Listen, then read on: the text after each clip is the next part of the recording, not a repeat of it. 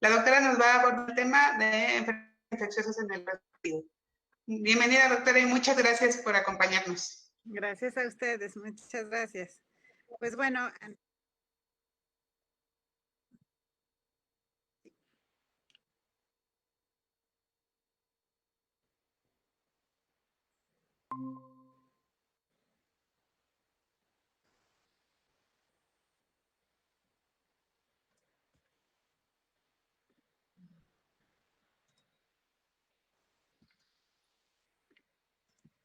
pues una felicitación muy grande y un agradecimiento.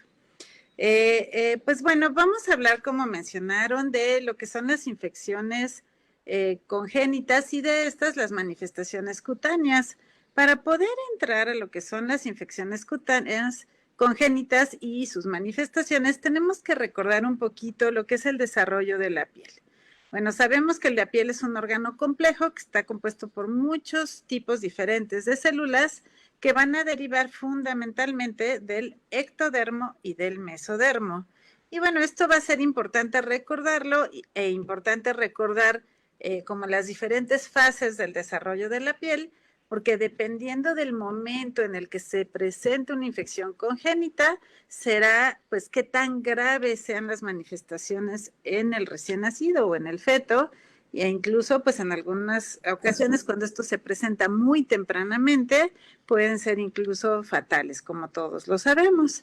Bueno, funcionalmente el desarrollo de la piel se va a dividir en 3 estadios de manera muy académica, lo que es la organogénesis en los primeros 60 días, la histogénesis, lo que llamamos periodo fetal temprano, que va de los 60 días a los 5 meses, y el periodo de maduración o periodo fetal tardío, que va de los 5 meses a los 9 meses. Y bueno, la piel no es la excepción, va a tener también diferentes estructuras que se van a ir desarrollando a lo largo de estas etapas. Como les mencionaba, dependiendo del momento en el que se pueda presentar una infección congénita, serán las alteraciones que vamos a observar. ¿Qué son las infecciones congénitas? Son enfermedades que se van a caracterizar por síntomas y signos que se van a condicionar por diferentes agentes infecciosos que son capaces de colonizar la placenta y afectar al bebé en formación dentro del útero. Bueno, como comprenderán, esta infección viene de la madre al producto, entonces es una infección vertical que se transmite de la madre al feto durante la gestación. ¿Por qué son importantes las infecciones congénitas? Porque van a afectar del 1 al 4% de las mujeres embarazadas. Están presentes sus manifestaciones en el periodo neonatal. Algunas veces hay manifestaciones cutáneas claramente reconocidas y que son muy características de alguna de estas patologías, como ya lo vamos a ver.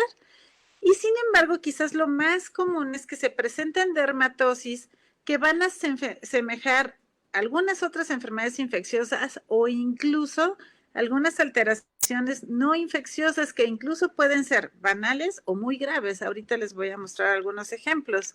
Entonces, por eso es importante pues que sepamos qué otros datos tenemos que ir a buscar para armar el rompecabezas que nos diga esto es una infección congénita. ¿Y por qué es importante? Porque es importante detectarlos e inclusive ni siquiera tendremos que ser nosotros los que nos demos cuenta de estas patologías. O sea, es fundamental la medicina preventiva que en tantas ocasiones hace falta en nuestro país, ¿no? Y sé que también pues nos acompañan gente de Latinoamérica, desgraciadamente pues es la realidad para muchos de nuestros pacientes que pues las mamás llegan a veces al momento del parto sin un adecuado control prenatal que les haya podido ayudar a detectar estos problemas y evitar complicaciones en los bebés en algunas ocasiones. Entonces, bueno, tienen una elevada mortalidad fetal, neonatal y pueden tener secuelas importantes por lo que son importantes y condicionan o representan un problema de salud pública a nivel mundial. ¿Cómo se transmiten estas infecciones? Bueno, se pueden presentar por viremia, parasitemia o bacteremia, dependiendo del tipo de infección que se trate. Básicamente, la forma más frecuente de transmisión de la madre al feto es transplacentaria. En algunas ocasiones el momento de la transmisión será a través del canal del parto por infección directa y de manera mucho menos frecuente una infección ascendente, por ejemplo, de infección de vías urinarias, o también se habla de que cuando la madre tiene que tener algún procedimiento invasivo durante el embarazo, esa puede ser la vía de entrada de alguna infección que se transmita al producto. Como ya les mencionaba, será fundamental el diagnóstico prenatal. Está indicado desde el primer trimestre hacer serologías que nos permitan detectar las infecciones más frecuentes. Algo que pues encontré y me llamó la atención es que ya no es correcto usar el término torcho. Todos nosotros crecimos y aprendimos a usar este término, sin embargo ahora nos mencionan que tenemos que hablar de infecciones particulares, o sea, toxoplasmosis congénita, sífilis congénita, herpes congénito, pero la infección de manera particular. Entonces, bueno, hay que tratar de hacer la batería de estudios en el primer trimestre al detectar el embarazo, pero será importante repetirlos en caso de que sospechemos que haya una infección que se adquirió en el transcurso del embarazo y que hay riesgo de tener pues alguna de estas patologías o todas estas patologías, por lo tanto será importante hacerlo. Ahora bien, otra manera de prevención será pues inmunizaciones de virus inactivos. No está permitido el aplicar vacunas de virus vivos atenuados. Otra vez, medicina preventiva, o sea, una mujer no tiene por qué llegar a embarazarse si no tiene su esquema de vacunación completo. O sea, lo ideal es que una mujer tenga embarazos deseados, planeados y que en esa planeación estar en las mejores condiciones cuando llegue a embarazarse. Pero bueno, a veces no es esa nuestra realidad. Si no es el caso, pues pongamos las vacunas de virus inactivos, un ejemplo es la de hepatitis B, y bueno, desgraciadamente no podremos poner vacunas de virus vivos atenuados como rubiola o varicela. Entonces tenemos que estar atentos a infecciones de estas características. Otras medidas de prevención que, bueno, no las puse aquí en la presentación, pero que pues parecerían muy obvias, pero que es importante, pues que la mamá o la futura mamá durante el embarazo trate de evitar circunstancias de riesgo para adquirir infecciones de transmisión sexual, ¿no? Entonces, será importante la labor, pues, del ginecólogo, esto todo le toca al ginecólogo, que nos apoye o nos ayude, pues, en esa labor de educación, ¿no? O sea, para evitar, pues, situaciones de riesgo que puedan ponerla en peligro a ella y al producto. Ahora bien, será importante entonces, como ya dijimos, hacer serologías maternas previas y durante el embarazo si es que sospechamos, bueno, de manera rutinaria en el primer trimestre y repetirlas si sospechamos alguna infección.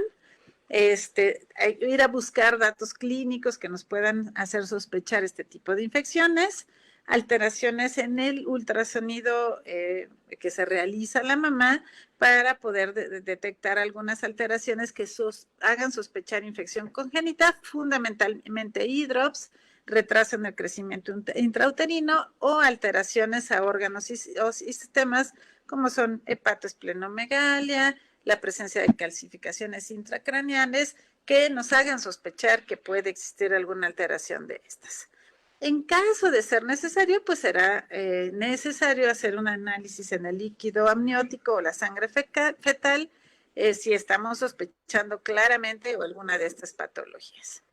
Ahora bien, será necesario hacer estudios más específicos como reacción en cadena de polimerasas, serologías e incluso estudiar lesiones cutáneas, pues cuando sean casos muy particulares, así como cultivos celulares, por ejemplo, en el neonato podríamos hacer cultivos de orina para citomegalovirus, rubiola, o en las heces algunos enterovirus, ¿no? Entonces serán ya estudios muy específicos para patologías específicas. Ahora bien, sí hay algunos datos de manera general que nos van a ayudar a sospechar ya en el recién nacido, esto ya es tarea de los pediatras, que puede haber alteraciones de infecciones congénitas. En cuanto a la edad gestacional y antropometría, debemos descartar este tipo de entidades cuando haya prematuridad, retraso en el crecimiento intrauterino, bajo peso para la edad gestacional o microcefalia.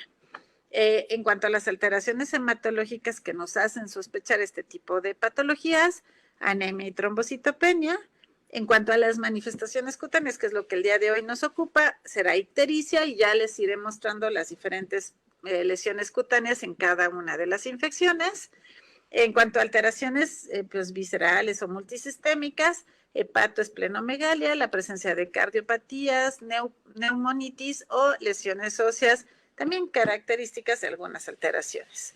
De manera general, manifestaciones sensoriales como sordera neurosensorial, cataratas, retinopatía o glaucoma. Entonces, recordar, alteraciones auditivas o oftálmicas son importantes en estas patologías y tendremos que canalizar ese recién nacido tanto a oftalmo como a valoración para descartar sordera neurosensorial.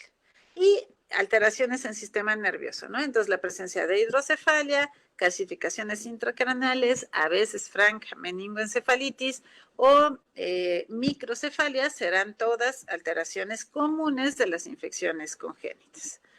Entonces, bueno, quiero regresar a ese punto en el que les dije, las mismas lesiones pueden ser manifestación de infecciones, pero también de muchas otras condiciones infecciosas y no infecciosas, ¿no? Entonces, un ejemplo de estas lesiones que pues pueden hacernos sospechar una amplia gama de patologías son las pústulas en el recién nacido, ¿no? Entonces, pueden ser condiciones tan benignas como eritema tóxico del recién nacido, una melanosis pustular del recién nacido, milia. Esto es algo pues que la verdad jamás había visto, es la primera vez que lo vi ahora durante la pandemia. Esto es una histiocytosis de células de Langerhans autoinvolutiva. Nació con estas lesiones pustulares en cuestión de horas al ya estar fuera de pues el ambiente húmedo del líquido cefalorraquídeo. Estas lesiones se hicieron costras y alcanzamos a tomar una biopsia al momento de que eran pústulas. Y pues, ¿cuál fue nuestra sorpresa? Encontrar que era histiocytosis de células de Langerhans, pero bueno, fue de esta forma autoinvolutiva de Hashimoto-Pritzker. Bendito Dios, la nena, las lesiones involucionaron, no tuvo compromiso a ningún otro órgano y sistema, y actualmente la nena tiene 7 meses y se encuentra en muy buenas condiciones generales.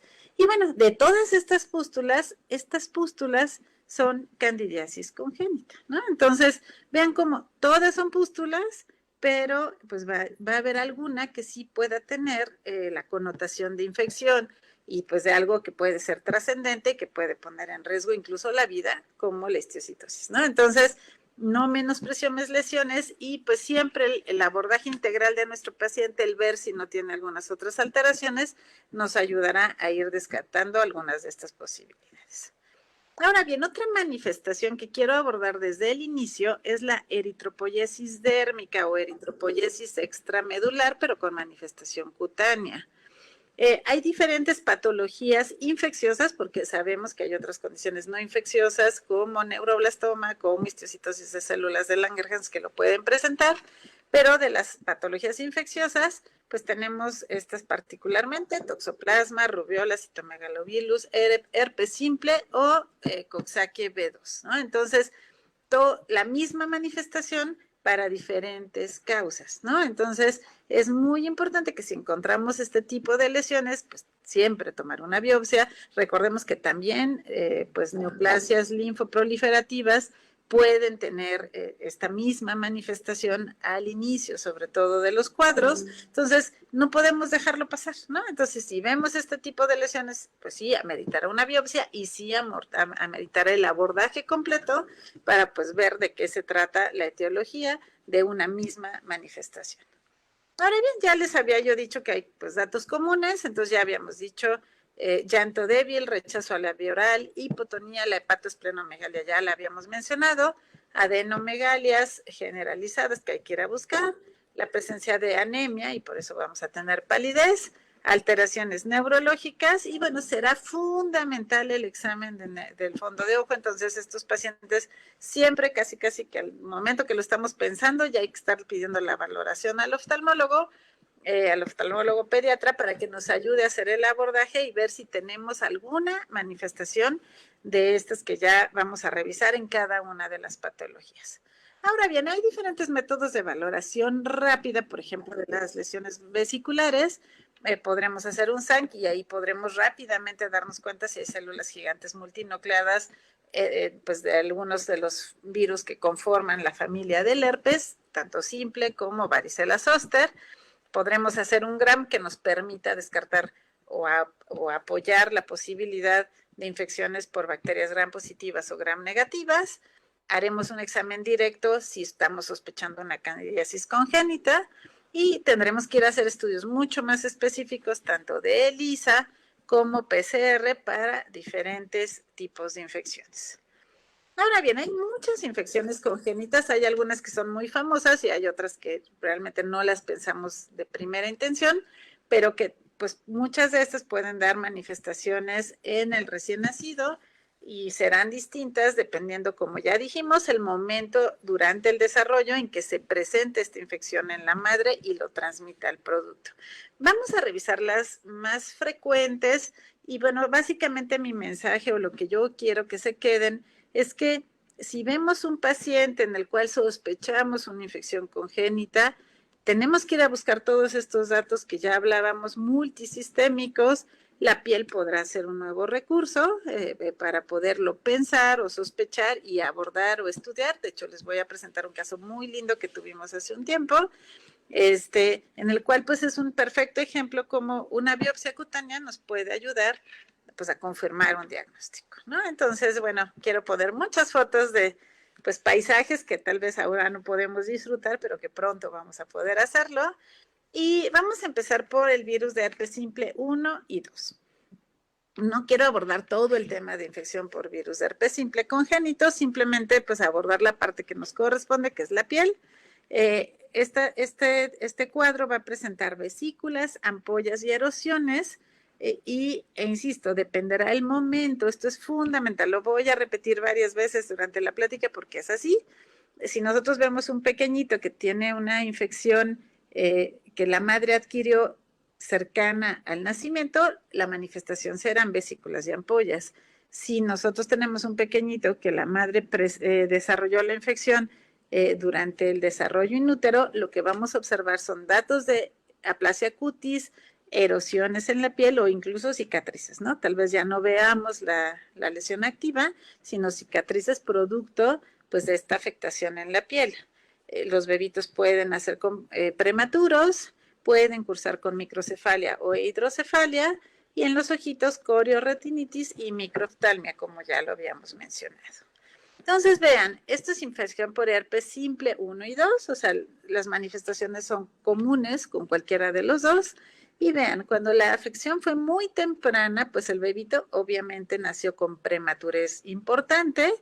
Y vean estas lesiones tipo aplasia cutis, con erosiones francas, vean en esta zona del cuello, y pues el pequeñito puede tener manifestaciones de estas sistémicas a nivel del sistema nervioso central, oftalmológicas, con mucha mayor probabilidad que este otro, que lo presenta prácticamente la madre cercana al nacimiento, pues estas ya nos recuerdan mucho más lesiones pues de herpes que estamos familiarizados a ver en pacientes adultos, solo que su manifestación será pues diseminada, a diferencia del herpes simple que nosotros conocemos, pero bueno, son vesículas con base eritematosa que tienden a agruparse como las que todos conocemos.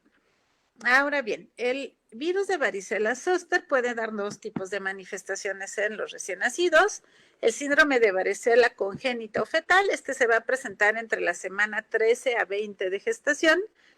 Otra vez nos recordará mucho al herpes, ¿no? Entonces, cicatrices atróficas o áreas denudadas, puede tener nuevamente manifestaciones en sistema nervioso central como encefalitis, hidrocefalia, convulsiones, retraso mental y microcefalia. Mientras más temprano, más manifestaciones, vean ustedes, a nivel ocular, corioretinitis, microftalmia y cataratas, que evidentemente nos van a dejar una secuela oftalmológica importante.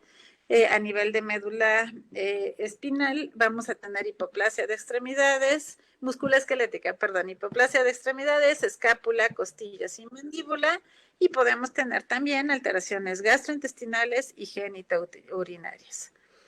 Ahora bien, vamos al otro espectro, a la otra posibilidad, la varicela neonatal. ¿A qué llamamos varicela neonatal? Es aquella que se presenta en los primeros 10 días de vida.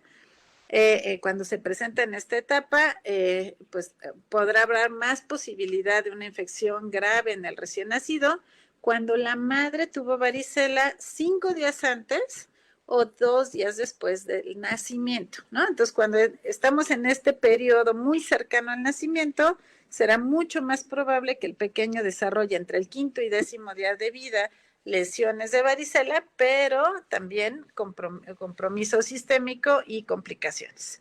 Entonces, será en estos pacientes que veamos lesiones cutáneas diseminadas, la presencia de neumonitis, encefalitis, hepatitis, y yo recuerdo haber conocido un pequeñito ya hace más de 20 años que justo cursó con una varicela neonatal, desgraciadamente tuvo compromiso oftálmico y ceguera, ¿no? O sea, entonces puede ser tan importante como esto, por eso la importancia de detectarlo pronto e iniciar manejo lo más pronto posible. Entonces, vean, otra vez nos recuerdan mucho esas lesiones que yo les mostré anteriormente, tipo aplasia cutis, prácticamente aquí ya cicatrizadas. Vean aquí la deformidad a nivel del pabellón auricular. Evidentemente, esto fue un síndrome fetal asociado a varicela, distinto a este pequeñito que tuvo una varicela neonatal con una afección pues prácticamente de toda la superficie corporal, o sea, lesión sobre lesión como ustedes pueden ver, y con un compromiso multisistémico importante, ¿no? Entonces, cuando se presenta en estos primeros días de vida, la varicela puede ser una entidad muy grave que ponga en peligro la vida y que pueda tener complicaciones importantes. Vamos ahora a la rubiola. Bueno, teóricamente ahora es una entidad que pues se considera erradicada, pero desgraciadamente sabemos que hay algunas entidades como el sarampión que ya se consideraban erradicadas y que regresaron. Entonces, bueno, no está de más un repaso. Puede tener manifestaciones cutáneas la rubiola congénita hasta en el 50% de los casos, retraso en el crecimiento intrauterino en 43%, microcefalia, microoftalmia y alteraciones viscerales entre 50 y 75% de los casos. Otra vez, mientras más temprano en el desarrollo, o sea, cuando se presenta antes de la semana 12, obviamente las complicaciones serán mucho mayores, o sea, la afectación será mucho mayor, y 30% de los casos de rubiola congénita van a tener manifestaciones al nacimiento. ¿Cuáles serán estas manifestaciones? Eritropoiesis extramedular. ¿Recuerdan estas lesiones en panecillo de arándano o blueberry muffin? Se van a presentar hasta en el 50% de los casos de rubiola congénita. Se pueden presentar desde el nacimiento hasta los 48 horas de vida. Posteriormente, a las 8 semanas de vida, podremos tener máculas que pueden evolucionar a pápulas de manera diseminada. Y entre el 3º y 9º mes de vida podemos desarrollar urticaria, cutis marmorata, dermatitis seborreica, hiperpigmentación, ¿ok? De estas mismas lesiones, ¿no? Entonces, estas lesiones pueden después tender a presentar hiperpigmentación. Se altera el esmalte dental. Y otra vez, recuerden que les dije siempre a estos pacientes pedir valoración de oftalmología porque pueden tener una retinopatía unilateral, esto es importante, en sal y pimienta, ¿no? Entonces, cuando esto encuentran los oftalmólogos, la verdad es que ellos parecen igual que nosotros investigadores privados. Al detectar esto, pues rápidamente pueden ayudarnos a sospechar este tipo de patologías. Entonces, las lesiones en panecillo de arándano o blueberry muffin, la retinopatía que ya les mencioné, la presencia de máculas y pápulas diseminadas, y obviamente esto es una afección muy grave con microoftalmia, microcefalia y grandes deformidades en un pequeñito que seguramente tuvo una afectación muy temprano durante el desarrollo. Citomegalovirus. ¿Por qué es importante citomegalovirus? Porque es la causa más común de infección congénita. Se van a presentar en 40% de las madres susceptibles, 5 a 10% tienen manifestaciones al nacimiento. ¿Y cuáles serán esas manifestaciones cutáneas? 50% van a tener petequias o púrpura. Entonces, cambiamos, ¿no? Casi todas las anteriores eran como muy características, vesículas, máculas y pápulas que hablábamos en la rubiola de manera característica, y aquí petequias o púrpura. Sin embargo, pues eritropoiesis extramedular se repite, así como hablábamos en la rubiola, será también característico aquí. En algunos casos puede haber vesículas, pero se asocia con mucha frecuencia hepatoesplenomegalia, trombocitopenia, hiperbilirrubinemia y va a tener afectación ocular, afectación auditiva y retraso mental. Por eso la importancia pues de sospecharlo, pensarlo, detectarlo de manera temprana. Entonces, blueberry muffin y la presencia de alteraciones oculares, glaucoma y la afectación a nivel de retina nos pueden ayudar a sospechar esta patología, ¿no? Bueno, esta es una foto en Veracruz hace algunos años. A mí me llamaba mucho la atención cómo se acomodaron todos, vean. O sea, las gaviotas aquí muy formadas, aquí estaban los pelícanos y era muy interesante que acá atrás estaban algunos buitres, ¿no? O sea, entonces como que lo que dejaban ellos, ya entraban los buitres a limpiarlo. Entonces la naturaleza es muy sabia, ojalá pronto podamos volver a observarla. Vamos ahora a la sífilis congénita, que desgraciadamente pues ha repuntado y hemos visto muchos más casos en los últimos años de sífilis congénita. Va a tener manifestaciones tempranas y tardías, es la infección normalmente para que tengamos estas manifestaciones se va a presentar durante el tercer trimestre y los pacientitos pueden desarrollar alteraciones mucocutáneas entre 40 y 50% de los casos, prematurez en 39%, fallas en el crecimiento hasta en el 40%, hepatoesplenomegalia que puede ser hasta del 70%, alteraciones óseas en el 80%, alteraciones hepáticas con ictericia en 15% de los casos y puede haber compromiso multisistémico, neumonitis, nefritis, pancreatitis y alteraciones hematológicas. Bueno, la sífilis congénita va a ser asintomática en 50-60% de los casos al nacimiento. ¿Y por qué importa nuestra piel? Porque hasta el 40% casi van a tener manifestaciones cutáneas. ¿Cuáles son esas manifestaciones cutáneas? Lesiones maculopapulares, pápuloescamosas, van a presentar afectación en cara, tronco posterior, palmas, plantas y área del pañal. Esto es algo muy importante. Recuerden, configuración anular y la presencia de compromiso en palmas y plantas, quizás es lo que más tenemos que recordar, que nos debe hacer pensar en sífilis congénita como diagnóstico diferencial, ¿no? O sea, seguramente todos estamos pensando, si decimos configuración anular, pues no será un lupus neonatal, pero pues bueno, si tenemos el resto de las patologías, será algo que tengamos obligadamente que descartar, sífilis congénita. Presencia de vesículas, ampollas, pústulas, erosiones, petequias y lesiones vesiculobulosas hemorrágicas. Pero creo que todos los casos que nosotros hemos visto han sido con lesiones pápulo-escamosas de configuración anular y la descamación en palmas y plantas. Y ahora les voy a mostrar un ejemplo, ¿no? Entonces, pues esta presentación de lesiones eritematoescamosas, vean aquí se repiten la presencia de lesiones incluso purpúricas, ¿no? Como pueden ver aquí, pero ya aquí podemos apreciar algunas con distribución anular, aquí tenemos otra y aquí tenemos otra muy característica, ¿no? Entonces, si nosotros vemos esto y el compromiso de palmas y plantas de estas lesiones pápulo-purpúricas o con descamación, hay que pensar en sífilis congénita. Ahora bien, quiero presentarles el caso que vimos hace algunos años con la doctora Rubí Rojas y algunos otros en el servicio.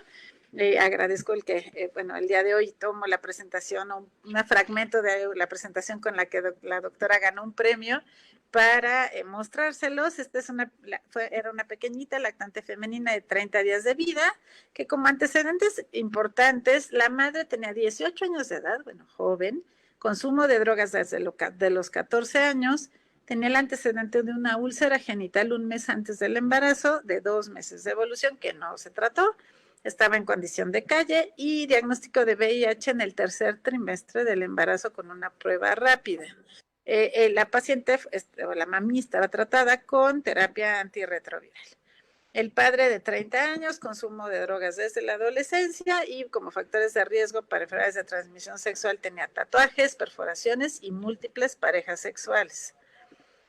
En cuanto a nuestra pequeñita, fue producto de Gesta 1, tuvo control prenatal desde el 5º mes de embarazo, según lo que se refería, se diagnosticó VIH al 8º mes, Y bueno, esto hizo que se obtuviera por vía abdominal para disminuir los riesgos de transmisión a la pequeñita de VIH, y la nena se egresó con tratamiento con terapia antirretroviral preventiva durante un mes. No se dio lactancia materna, o sea, todo eso se hizo correctamente, pero pues en teoría todo el abordaje se había hecho, pero pues resulta que la nena acude al infantil con estas lesiones. Entonces, vean, eran lesiones escamosas, policíclicas, que tendían a confluir, que comprometían las palmas, que estaban también diseminadas en tronco, pero fundamentalmente en extremidades, y vean este compromiso a nivel de las plantas, ¿no? Entonces, muy, muy, muy impresionante. Y bueno, algo importante, la carga viral para VIH era menor a 40 copias, la verdad es que bendito Dios fue negativa para VIH. Y en cuanto a sus estudios generales, el BDRL que se realizó a la madre fue positivo. En esta paciente, dentro de todo el abordaje, se hizo una punción lumbar. Esta fue también negativa, o sea, tuvo características normales. Y el antígeno, los anticuerpos treponémicos fluorescentes para treponema pallidum fueron positivos, ¿no? Entonces, con esto hicimos el diagnóstico de sífilis. También se tomó una biopsia de piel, en la cual pues encontró un infiltrado inflamatorio a base de células plasmáticas, la presencia de linfocitos y eosinófilos. Agradecemos esta biopsia que nos hizo favor de estudiar la doctora Sonia Toussaint. Y posteriormente la inmunohistoquímica para espiroquetas fue positiva. Vean, aquí tenemos estas lesiones para espiroquetas de treponema pálido, ¿no? Entonces, con esto, pues se corroboró el diagnóstico.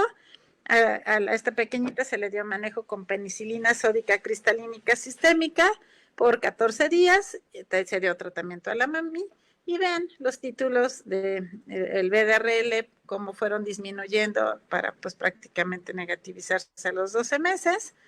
Y lo mismo ocurrió con las transaminasas que se encontraban elevadas en nuestra paciente. Y vean, este fue el antes y después del tratamiento. No tuvo compromiso a ningún otro órgano y sistema, y pues le fue muy bien. Vamos ahora a lo que es la candidiasis congénita. Esta se va a presentar en los primeros días de vida. Es secundaria a una corioamnionitis intrauterina. Va a ser distinto el comportamiento que tenga la candidiasis en un recién nacido a término sano con un recién nacido prematuro.